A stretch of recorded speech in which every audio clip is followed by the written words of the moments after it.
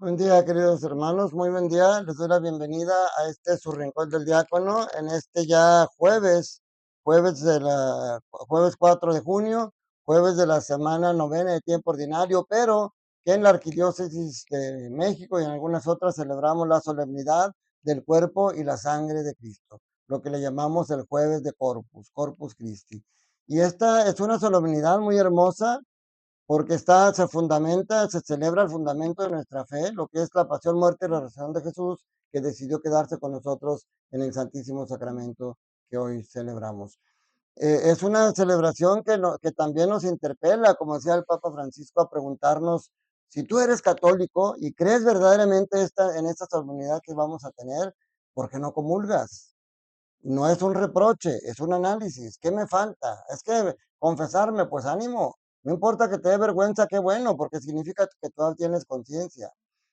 Nosotros como católicos, por ejemplo, en la hora santa, muchas veces al final hacemos una breve procesión por el interior y hay algunos otros momentos que lo amerita. Se pasa por el interior del templo con el Santísimo Sacramento o, por ejemplo, cuando lo llevamos en la Semana Santa, el Jueves Santo, que se hace procesión para llevarlo al monumento.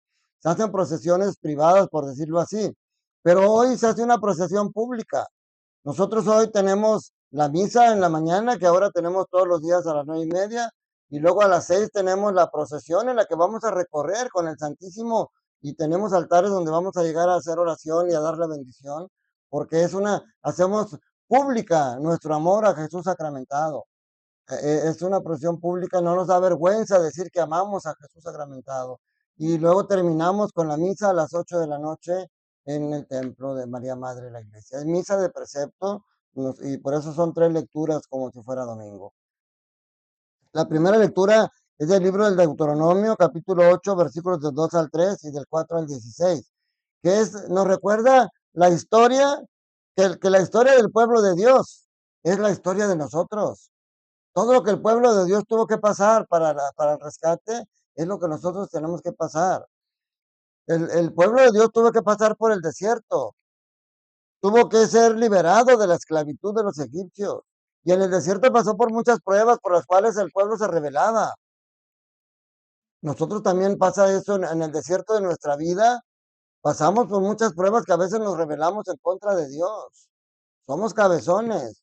Pero Dios aún así no los abandonó en el desierto. La providencia de Dios siempre los acompañó. Por eso cuando había hambre les daba el maná.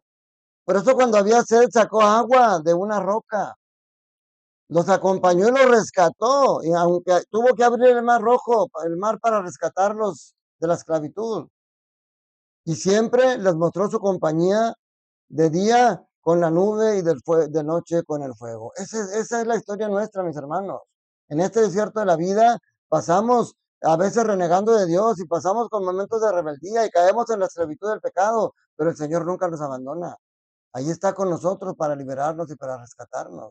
La providencia de Dios nunca nos abandona. Pero lamentablemente está el peligro de lo que llamamos la amnesia espiritual. Nos olvidamos de las cosas que Dios ha hecho por el mundo, pero sobre todo yo ya tengo 68 años y en esos 68 años tengo tanta historia que les podía platicar de lo que Dios ha hecho en mi vida.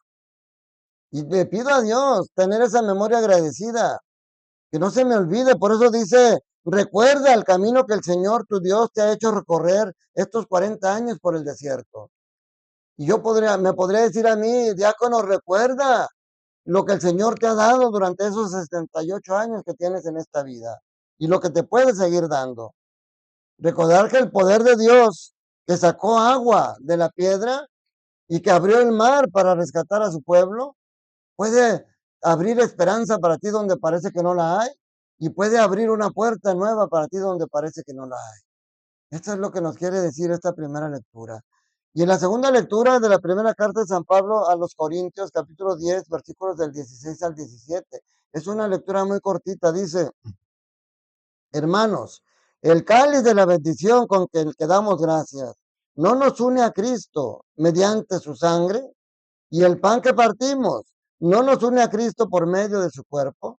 El pan es uno, y así nosotros, aunque somos muchos, formamos un solo cuerpo, porque todos comemos del mismo pan. Fíjese, en este pequeño versículo nos dice dos cosas. Primero, la Eucaristía no es solo un ritual, es la presencia real de Dios y que nos une a Cristo. Quedamos unidos a Cristo a través de esta Eucaristía. Y segundo, nos une a la iglesia.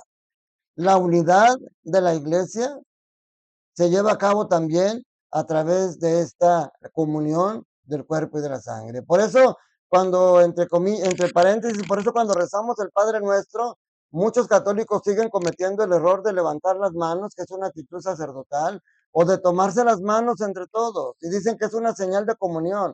Eso lo hacen en otras cristianos que no son católicos.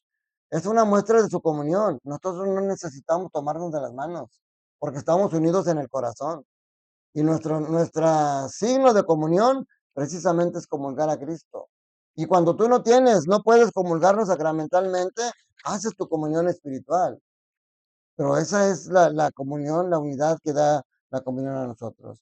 El Evangelio según San Juan, capítulo 6, versículos del 51 al 58. Es tremendo.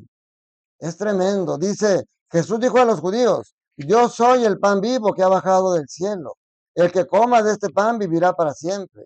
El pan que yo les voy a dar es mi carne, para que el mundo tenga vida. Fíjense, por favor pongan atención a este evangelio. Entonces los judíos se pusieron a discutir entre sí. ¿Cómo éste puede darnos a comer su carne? Jesús les dijo, yo les aseguro, si no comen la carne del Hijo del Hombre y no beben su sangre, no pondrán tener vida en ustedes. El que come mi carne y bebe mi sangre tiene vida eterna, y yo lo resucitaré el último día. Mi carne es verdadera comida, y mi sangre es verdadera bebida. El que come mi carne y bebe mi sangre, permanece en mí y yo en él. Como el Padre que me ha enviado posee la vida y yo vivo por él, así también ustedes. El que me come vivirá por mí. Este es el pan que ha bajado del cielo. No es como el maná que comieron sus padres, pues murieron. El que come de este pan vivirá para siempre. ¿Se fijan cómo repite el Señor la misma idea? Porque es una realidad, mis hermanos. 6 veces dice el que come. 6 veces se refiere a comer su carne. Y 3 veces, ¿qué signo de plenitud? Dice el que bebe mi sangre. O sea, no hay duda, mi hermano. Fíjate las afirmaciones que dice, no son sugerencias, no son opiniones. La primera afirmación dice, yo soy el pan vivo que ha bajado del cielo. Con eso empieza y también con eso termina. Este es el pan que ha bajado del cielo. Pues Jesús nos deja claro, su origen no es aquí. Aquí se encarnó en María Santísima para tener un cuerpo con nosotros, con el cual poder el sacrificio para rescatarnos. Pero su origen está en el cielo. De allá vino y allá volvió. Esa es la primera afirmación que tenemos que creer. La segunda, porque fíjense lo que dice. Este era el momento porque después de esto la gente lo empezó a abandonar. Si él hablara simbólicamente, como dicen muchas personas ahorita, este era el momento para aclararlo, para no perder a las personas que lo iban a abandonar. Si él les hubiera dicho, espérense, no se vayan, estoy hablando simbólicamente, hagan de cuenta que es mi cuerpo, hagan de cuenta que es mi sangre. Con eso hubiera rescatado a los que lo querían abandonar. Pero a Jesús no le importa si lo abandonas, porque Él te da esa libertad. Él te ama y quiere que estés siempre con Él. Pero tú sabes si te dejas lavar el coco por otras personas. Aquí Jesús dice, mi carne es verdadera comida y mi sangre es verdadera bebida. O sea, no es un simulacro, no es como si fuera.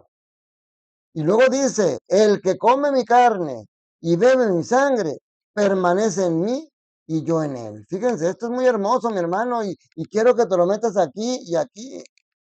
Cuando tú comes carne de puerco, cuando tú comes un bistecito, cuando tú te comes una hamburguesa, cualquier cosa que comes, tu cuerpo la transforma y desecha. Tú transformas lo que comes en algo que sea nutritivo para ti.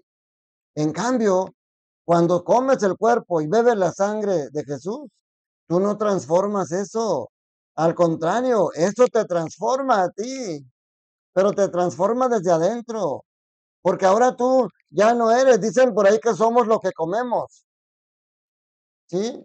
Porque lo que comemos se transforma y forma parte nuestra. Ahora en el cambio con Jesús, Él nos transforma y formamos parte de Él. Él nos transmite su divinidad. El que come mi carne y bebe mi sangre permanece en mí y yo en Él. Nos transforma desde dentro. Y luego dice, el que come mi sangre y bebe mi sangre, yo lo resucitaré. Dice, tiene vida eterna y yo lo resucitaré en el último día. O sea, nuevamente habla ese tinte escatológico. Está en el momento de la transustanciación. Fíjense, mis hermanos, cómo dentro de Pascua, al final de la Pascua, celebramos la ascensión de Jesús. Después celebramos la venida del Espíritu Santo en Pentecostés. Después celebramos la Santísima Trinidad de un Dios trino. Y ahora celebramos el cuerpo y la sangre de Cristo. Y dentro de ellos también celebramos a Jesucristo como sumo y eterno sacerdote. Nuestra iglesia católica es tan rica, mis hermanos, y es la única, que no se te olvide, es la única. Y perdóname si me estás viendo una persona cristiana que no es católica, yo te amo también a ti porque Dios te ama y te respeto mucho. Pero Jesucristo dijo, hagan esto en memoria mía. Y la iglesia católica es la única que hace esto que Jesús ordenó el día de la última cena.